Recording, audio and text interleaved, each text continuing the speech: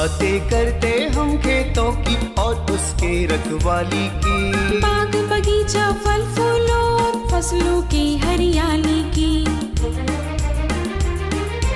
हम बीजों की बातें करते उत्तम जल संसाधन की, हम तकनीकी बातें करते फसलों के उत्पादन की। हर किसान का सपना सच हो जीवन सुखद बनाने को, गाँव-गाँव के हर आंगन का प्यारा सा ये दर्शन। कृषि दर्शन, कृषि दर्शन, कृषि दर्शन, कृषि दर्शन, कृषि दर्शन, कृषि दर्शन, कृषि दर्शन, कृषि दर्शन। किसान भाई बहन मन नमस्कार, जोहार। कृषि दर्शन कार्यक्रम में रौरे मन के बहुत बहुत स्वागत है। किसान भाई बहन मन, हम जो जानकारी रौरे मन को देवीला वो तो देवे घरब, मगर एगो बहुत जरूरी जानकारी है जो रौरे मन भी जाना थी, हमरे भी जाना थी कि कोरोना एखन ख़त्म नहीं भेलक, तनिकन कम हो जाए से ले रौरे मन के सावधान करे खोजा थी कि देखू रौरे मन 2 गज कर दूरी बना के रखू, साबुन से सैनिटाइजर से हाथ के जरूर धोवो और ख़ास करके छुआ मन के विशेष ध्यान देव। ये बात के रौरे मन याद रखब ताकि खतरा न बढ़े। तो किसान भाई बहन मन अपन कार्यक्रम के आगे बढ़ा थी, लेकिन कार्यक्रम के आगे बढ़ाए कर आगे चलू हमरे देखा थी कृषि समाचार।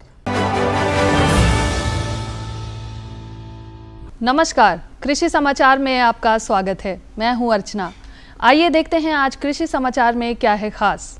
जोहार योजना देगी खेती, मत्स्य पालन, पशुपालन इत्यादि का बेहतरीन प्रशिक्षण।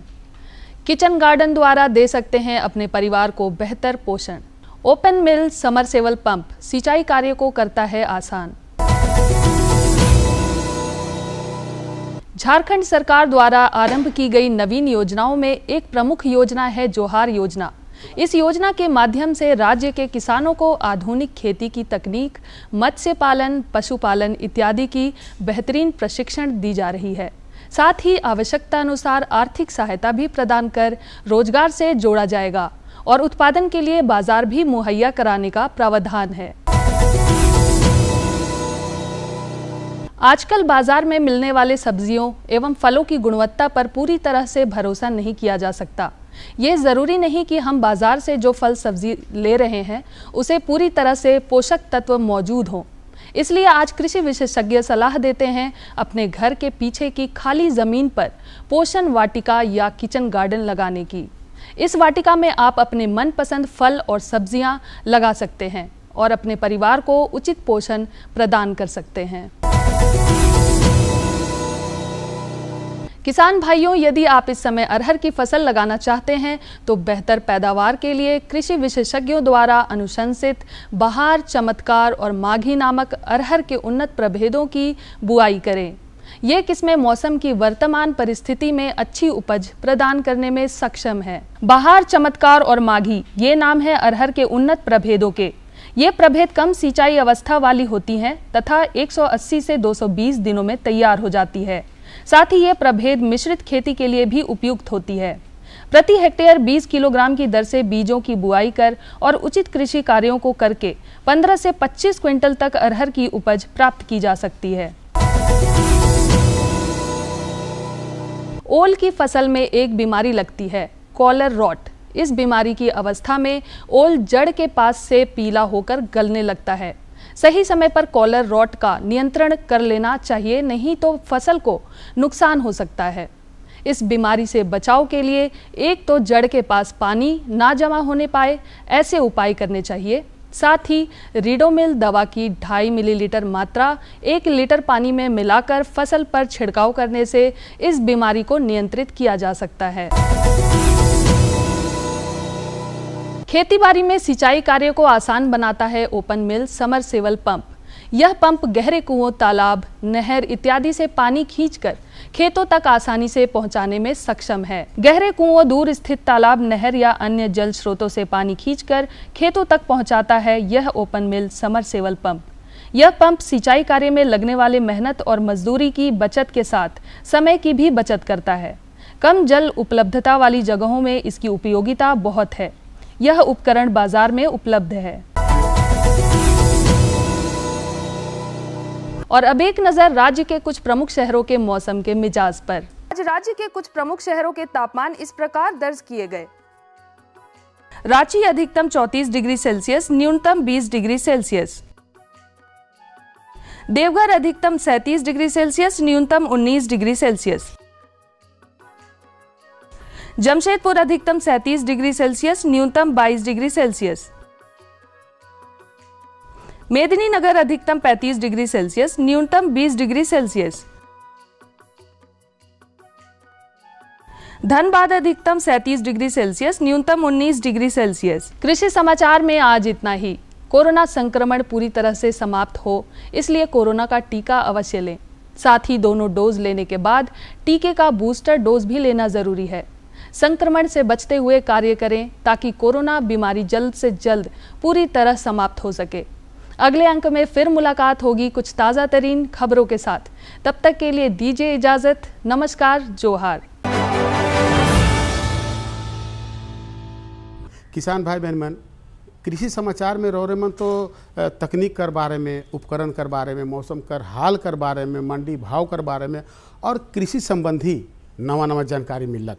एखन बेरा हो जाए एक छोटा सा विराम के बाद हम घूर के आवा थी और रौरे मन के जानकारी देवा थी।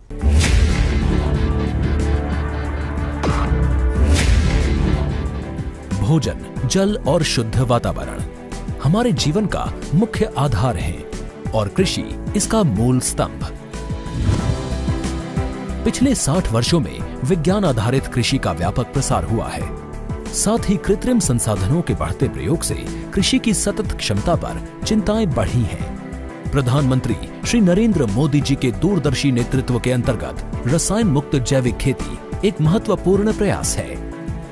रसायन मुक्त जैविक खेती को बढ़ावा देने के लिए 5 वर्ष पूर्व सरकार ने परंपरागत कृषि विकास योजना तथा उत्तर पूर्व भारत में जैविक मूल्य श्रृंखला योजनाएं आरंभ की। ऑर्गेनिक फार्मिंग को देश भर में बढ़ावा देने के लिए सरकार अनेक प्रयास कर रही है। इसके लिए परंपरागत कृषि विकास योजना के तहत काम किया जा रहा है। न सिर्फ ऑर्गेनिक फार्मिंग को बल दिया जा रहा है, बल्कि उसके लिए वैल्यू एडिशन और मार्केट की व्यवस्था भी की जा रही है। भारत सरकार एवं किसानों के सम्मिलित प्रयासों से आज देश के लगभग 36 लाख किसान 38 लाख हेक्टेयर क्षेत्र में जैविक खेती कर रहे हैं।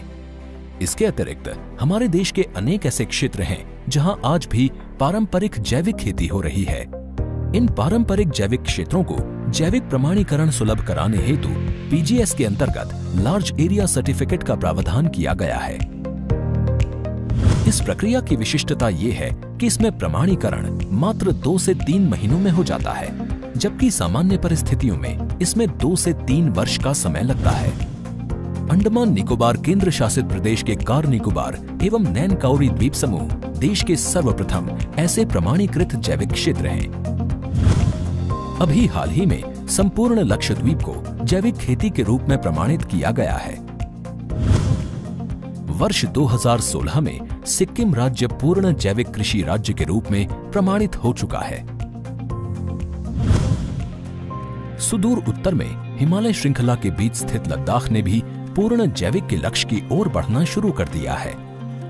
जैविक उत्पादों को बाजार सुलभ कराने तथा किसानों की उपभोक्ताओं तक पहुंच बनाने के लिए एक समर्पित जैविक खेती पोर्टल भी बनाया गया है। जैविक खेती पोर्टल के जानकारी मंच और विपणन मंच के माध्यम से किसानों को उच्च गुणवत्ता उत्पादन तथा बाजार उपलब्ध कराया जा रहा है। आशा है देश के सभी राज्य अपने जैविक क्षेत्रों का विस्तार करेंगे और देश में जैविक कृषि क्रांति को मजबूत करने में योगदान देंगे। जैविक उत्पादों की देश और विदेशों में बढ़ती मांग तथा जैविक उत्पादों का बढ़ता बाजार, किसानों की उपभोक्ताओं तक पहुंच तथा जैविक एफपीओ द्वारा जैविक कृषि व्यापार में भागीदारी हमारे किसानों को अपनी आय बढ़ाने का अवसर दे रहा है। पिछले 5 वर्षों में जैविक कृषि उत्पादों का निर्यात दोगुने से अधिक बढ़कर 7,000 करोड़ रुपए से अधिक का हो गया है और इसमें प्रतिवर्ष 20% से अधिक की वृद्धि हो रही है। उम्मीद है पारंपरिक क्षेत्र के किसान भी इस बढ़ते बाजार से लाभान्वित होंगे और जैविक कृषि आंदोलन को आगे बढ़ाएंगे। किसानों की मुस्कान, समृद्ध हिंदुस्तान की है पहचान।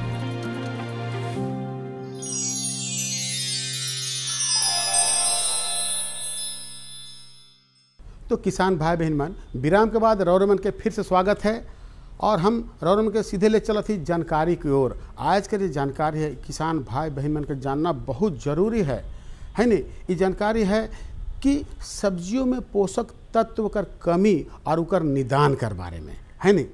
तब देखो कि पोषक तत्व जो होवेला उस 17 किस्म कर होवेला, ये तो रौरमन बेस से जानी ला। अब कौन सा पोषक तत्व कर कमी से फसल के नुकसान होवेला, कौन फसल में कौन सा पोषक तत्व कर जरूरी है, इके जानना बहुत ज़रूरी है। तो अगर जानकारी चाहिए तो चलो हमारे सीधे चला थी फीचर कर माध्यम से रौरमन के इकर जानकारी के दिवा थी। जिस तरह से हर व्यक्ति को पोषक तत्वों की जरूरत होती है, उसी तरह से पौधों को भी अपनी वृद्धि, प्रजनन और विभिन्न जैविक क्रियाओं के लिए कुछ पोषक तत्वों की जरूरत होती है। इन पोषक तत्वों के ना मिल पाने से पौधों की वृद्धि रुक जाती है। ये पोषक तत्व एक निश्चित समय तक ना मिले तो पौधा सूख भी सकता है। आज हम पहुंचे हैं कृषि विज्ञान केंद्र दुमका और आज का हमारा विषय है सब्जियों में पोषक तत्व की कमी एवं निदान। इस विषय पर हमारे साथ बात करने के लिए मौजूद है कृषि विशेषज्ञ जयंत कुमार लाल सर। बहुत बहुत स्वागत है सर आपका हमारे कार्यक्रम में। चलिए किसान भाइयों, बहुत बहुत आपका भी स्वागत और जोहार। सर सबसे पहले बताइए कि पोषक तत्व क्या है और इसका सब्जियों में क्या महत्व है। किसान भाइयों को जैसा कि आप जानते हैं कि पौधे के जीवन यापन करने के लिए कुछ तत्वों की आवश्यकता होती है, उसी तत्व को हम लोग पोषक तत्व कहते हैं। और जैसा कि वैज्ञानिक लोगों ने निकाला है कि 17 पोषक तत्व जो हैं वो पौधे के लिए अत्यावश्यक हैं, जिसके बिना पौधे अपना जीवन यापन पूरा नहीं कर सकते हैं। उनमें जैसे है carbon, hydrogen, oxygen, nitrogen, phosphorus, potash जिसको हम लोग मुख्य पोषक तत्व कहते हैं, कैल्शियम, मैग्नीशियम और सल्फर जिसको हम लोग गौण पोषक तत्व कहते हैं, और zinc, copper, iron, manganese, boron, molybdenum, chlorine और कोबाल्ट, ये सूक्ष्म पोषक तत्व हो गया। तो ये जो 17 पोषक तत्व हैं ये पौधे के लिए अत्यावश्यक हैं। इसमें अगर एक भी कमी हो जाएगी तो पौधे अपने जीवन चक्र पूरा नहीं करेंगे, है ना। बीच में ही उनको कुछ न कुछ समस्या हो जाएगी और हमें अच्छी उपज नहीं हो पाएगी। इसीलिए इनका जो है प्रयोग बहुत आवश्यक है। कृषि जानकारों के मुताबिक 17 तत्वों को पौधों के लिए जरूरी बताया गया है, जिनके बिना पौधों की वृद्धि, विकास और प्रजनन आदि क्रियाएं संभव नहीं है। इनमें से मुख्य तत्व हैं carbon, hydrogen, oxygen, nitrogen, phosphorus और पोटाश। नाइट्रोजन, फास्फोरस और पोटाश को पौधे अधिक मात्रा में लेते हैं। इन्हें खाद उर्वरक के रूप में देना जरूरी है। कि हमारे झारखंड में जो है सब्जी की खेती बहुतायत की मात्रा में पाई जाती है और ये सब्जी की खेती जो है सालों भर होती है। इसलिए इसमें पोषक तत्व प्रबंधन पर विशेष ध्यान देने की आवश्यकता है। खासकर हम लोग जो है मुख्य पोषक तत्व जो है खासकर नाइट्रोजन, फास्फोरस, पोटास इसका प्रयोग करते ही हैं। इसके साथ साथ में जैविक खाद जिसमें कि कंपोस्ट होता है वो करीब करीब 200 से 250 क्विंटल प्रति हेक्टेयर के हिसाब से देते हैं। अलग अलग सब्जियों में जो होता है ये मुख्य पोषक तत्व नाइट्रोजन, फास्फोरस और पोटास जिसको फास्फोरस को स्फुर भी कहते हैं, अलग अलग मात्राएं दी जाती हैं।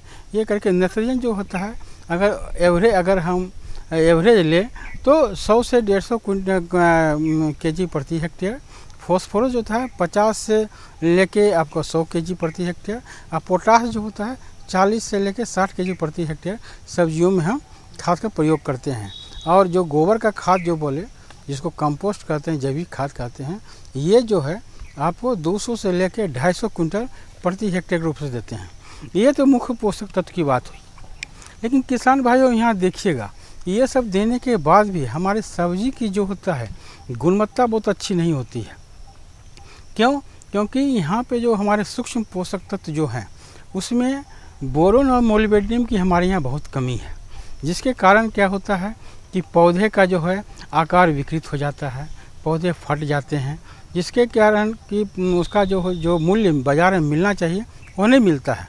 इसलिए किसान भाइयों आपसे आग्रह है कि जब भी आप पोषक तत्वों की प्रबंधन करें इसमें सूक्ष्म पोषक तत्व बोरोन और मोलिब्डेनम का प्रयोग जरूर करें। ये बोरोन जो है बोरेक्स के रूप में हम लोग 10 केजी प्रति हेक्टेयर के हिसाब से देते हैं और मतलब मिट्टी में देते हैं, है ना, लगाने समय देते हैं। कृषि वैज्ञानिक कहते हैं कि पौधों को जिन पोषक तत्वों की सबसे ज्यादा जरूरत है और जिनकी कमी से पौधों के विकास पर असर पड़ता है, उनमें नाइट्रोजन, फास्फोरस, पोटेशियम और सल्फर, इनकी ज्यादा जरूरत है। ऐसे में हमें इन बात का पूरा ख्याल रखना चाहिए कि किसी भी सूरत में आपके पौधों में इन खास पोषक तत्वों की कमी ना रहे, और अगर कमी हो तो उन्हें कैसे दूर किया जा सकता है। अगर उसमें चूक गए तो बाद में हम लोग 1% का घोल बनाकर उसको हम लोग स्प्रे करते हैं, है ना, जैसे कि कीटनाशक स्प्रे करते हैं, उसी तरह बोरॉन का स्प्रे जब सब्जी में फूल आने लगती है उस समय में करते हैं। तो ये बोरॉन का हो गया। मोलिब्डेनम अमोनियम मोलिब्डेट के रूप में भी हम लोग उसका प्रयोग करते हैं। ये बहुत कम मात्रा में इसका उपयोग दिया जाता है, लेकिन इससे क्या होता है, सब्जी की गुणवत्ता में बहुत ही सुधार होता है और जिससे कि हमारा सब्जी का अच्छी दाम वहाँ हमको प्राप्त होता है। सर, सब्जियों में पोषक तत्व की कमी के मुख्य कारण क्या क्या है? देखिए किसान भाई, ये चीज़ क्या है कि पोषक तत्व जो है मुख्यतः हमारे मिट्टी से ही पौधे लेते हैं और जो लगातार क्रमशः खेती इतनी होती जा रही है, खासकर अभी संकर नेत्र की संकर प्रभेद का जो हम लोग उपयोग करते हैं, जिसमें बहुत ज़्यादा पोषक तत्व का ज़रूरत पड़ती है और मिट्टी में दिनों दिन क्रमशः खेती करते करते पोषक तत्व की कमी हो गई है। इसी के कारण हम लोग जो है अपने कृत्रिम रूप से जैविक खाद के रूप में या जीवाणु खाद के रूप में या हम लोग जो है रासायनिक खाद के, रासायनिक उर्वरक के रूप में इसका उपयोग करते हैं, जिससे कि उसकी कमी को हम लोग दूर कर सकें। क्योंकि अगर इसकी कमी रह जाएगी तो कितनों अच्छा बीज का प्रयोग कर लें हम लोग, मिट्टी की मतलब बहुत अच्छी हम लोग जुताई या उस कर्म कर लें, फिर भी हमारी उपज नहीं होगी, है ना। तो ये मुख्य कारण है, इसीलिए पोषक तत्वों की कमी होती है, जिसको हम लोग बाहर से उसकी पूर्ति करते हैं। पोटेशियम की अगर बात करें तो इससे जड़ों को मजबूती मिलती है और पौधे गिरने से बचते हैं। इसकी कमी होने पर पत्तियों पर भूरे रंग के धब्बे उभरने लगते हैं। इसकी कमी अगर हो तो ये हमें ध्यान रखना पड़ेगा कि खेत तैयार करते समय उचित मात्रा में पोटाश मिलाकर इसकी कमी पूरी कर दें। कि किसान भाई, जब भी आप सब्जी की खेती करें तो उसके पहले आप जो है या कोई भी चीज़ की खेती करें, आप अपने खेतों का जो मिट्टी जांच अवश्य कराएं, जिससे कि आपको सॉइल हेल्थ कार्ड मिलता है। उसमें पूरा जो है विस्तृत में आपके मिट्टी की क्या स्थिति है उसके बारे में जानकारी होती है और कितनी कितनी मात्रा में हमको किस किस फसल के लिए जो उर्वरक की खाद या जैविक खाद का प्रयोग करना है वो विस्तृत रूप में रहता है। तो उसको देख के आप खेती करें, जिससे कि कम से कम पैसे में आप अधिक से अधिक उपज प्राप्त कर सकें और अधिक से अधिक आमदनी प्राप्त कर सकें। नहीं तो होता क्या है कि अगर हमें जांच नहीं रहती है तो अपने मन से अनुमान की रूप में हम लोग जो उपयोग करते हैं तो होता है कभी कि हम लोग ज़रूरत से ज़्यादा का उपयोग करते हैं, जिससे हम लोग को खर्चा ज़्यादा हो जाती है और मुख्यतः अंत में जाके हमारी आमदनी जितनी होनी चाहिए उतनी नहीं हो पाती है। तो देखो ये जानकारी रोड के कैसे लागलक बेस है नहीं से ले कहिला भाई कि ई कार्यक्रम रौरे मन ले बनाल जा है नहीं। तो चलो सीधे चलत ही हमरे दूसर जानकारी को, और दूसर जानकारी है देसी मुर्गी पालन कर फायदा। अब देखो कि फार्म मुर्गी के बारे में तो सब जाने ना, लेकिन ये देसी मुर्गी का फायदा है ना, इकर का तरीका है रख रखाव कर, ये मन कर खान पान कर, हाँ ये मन कर अंडा कर बारे में। अब मान लो कि देसी मुर्गी कर फार्म चला थी, उकर में कते मुर्गा होवे के चाहिए, कते मुर्गी होवे के चाहिए, कते दिन में मन बढ़ाए ना, उकर बिक्री कर का हिसाब किताब है, तो सबकर जानकारी चाहिए। तो चलो हमरे कर जो विशेषज्ञ साहब हैं उनकर से जानकारी लेवा थी। इस कार्यक्रम में खेतीबाड़ी और पशुपालन से संबंधित बातचीत करते हैं। इसी सिलसिले में कृषि विज्ञान केंद्र दुमका में आए हुए हैं। इस समय डॉक्टर संजय कुमार हैं, जो कि देसी मुर्गी पालन के क्या फ़ायदे हैं उनके बारे में वो जानकारी देंगे। आइए इन विषयों में इनसे विस्तृत जानकारी लेते हैं। सबसे पहले तो आपका स्वागत है। जैसा कि ही हम लोग जान रहे हैं कि किसान बंधु जो अपने घर में गाय, मुर्गी, सूअर, बकरी ये सब जानवर रखते हैं, और ये कोई आज की बात नहीं है, पुरखों से रखते आ रहे हैं। और ख़ास करके अगर उसमें हम मुर्गी की बात करें, देसी मुर्गी की बात करें, जो घर के पिछवाड़े में 4-5 की संख्या में किसान बंधु रखते हैं, तो इनसे ना केवल उनको अपनी एक आय का स्रोत मिलता है, बल्कि इनसे जो अंडा या मांस के रूप में हम लोगों को जो मिलता है किसान बंधुओं को, उनसे उनकी जो एनिमल्स प्रोटीन्स है उनकी भी पूर्ति होती है। तो हम लोग बात करें कि देसी मुर्गी से क्या फ़ायदा है। इससे ना केवल किसानों की आय की वृद्धि होती है, बल्कि राष्ट्रीय आय में भी इसका जीडीपी की अगर हम लोग बात करें, राष्ट्रीय आय की बात करें, तो उसमें भी काफ़ी वृद्धि मिलने को देखने को मिलती है। अब ये बात होती है कि जो हमारी देसी मुर्गी है वो आपका जो खाने में लगभग जो 70% इनकी जो खपत होती है, खर्चा होती है, वो खाने पर खर्चा होती है। और ये देसी मुर्गी जो हमारे घर के पिछवाड़े में रखते हैं, ये हमारे घर के जो अवशिष्ट खाना है, जो रसोई घर के अवशिष्ट खाना है, जो हमारे खेत दलिहान में खलिहान से बचे हुए टुकड़े हैं, उसी को खा करके ये एनिमल्स प्रोटीन्स के रूप में, चाहे वो अंडा के रूप में हो या मांस के रूप में है, वो हमारे किसान बंधुओं को मिलती है। तो कहने का मतलब है कि ये देसी मुर्गी बिना किसी खर्चा के उनको आय का एक साधन मिलता है। और ख़ास करके जो हमारे ग्रामीण परिवेश में जो शारीरिक श्रम है, जो किसान बंधुओं के जो बुजुर्ग लोग हैं जो खेत पे काम शारीरिक श्रम नहीं कर पा रहे हैं, तो उनकी भी क्षमता का मुर्गी पालन पाल करके वो अपना समय का सदुपयोग कर सकते हैं। लेकिन इधर कुछ दिनों में जो हम लोग देख रहे हैं कि कुछ परेशानी हमारी देसी मुर्गी में आ रही है। पहला जो परेशानी देखने को मिल रही है वो अंडा की संख्या के रूप में है। देसी मुर्गी हमारा 60 से 70 अंडा ही हमको साल में दे पाती है, तो इससे किसानों को जो अपेक्षित लाभ मिलना चाहिए वो लाभ नहीं मिल पाता है। तो सबसे पहले जो हमारी देसी मुर्गी जो है उनको आजकल के ये में कुछ नस्ल में हमारा इम्प्रूव्ड हुआ है, जैसे ग्राम प्रिया हो गया, वनराजा हो गया, और इसी कड़ी में झारखंड में हमारा झारसिम हो गया, सोनाली हो गया। ये कुछ अच्छी ब्रीड है जिसको अगर हम लोग पालते हैं तो देसी मुर्गी की अपेक्षा 60-70 अंडा की अपेक्षा हमें 200 से 300 अंडा की प्राप्ति हो सकती है। तो अगर केवल हम लोग थोड़ा सा ब्रीड को बदलें, इम्प्रूव ब्रीड को लाएं जो हमारे यहाँ की है, तो हमारी आय में दुगनी से तिगुनी वृद्धि हो सकती है। उसके बाद इसमें जो हमारी जो मांस की है वो भी लगभग 3 महीना में लगभग 1 केजी का मांस इसको हमको मिल जाता है।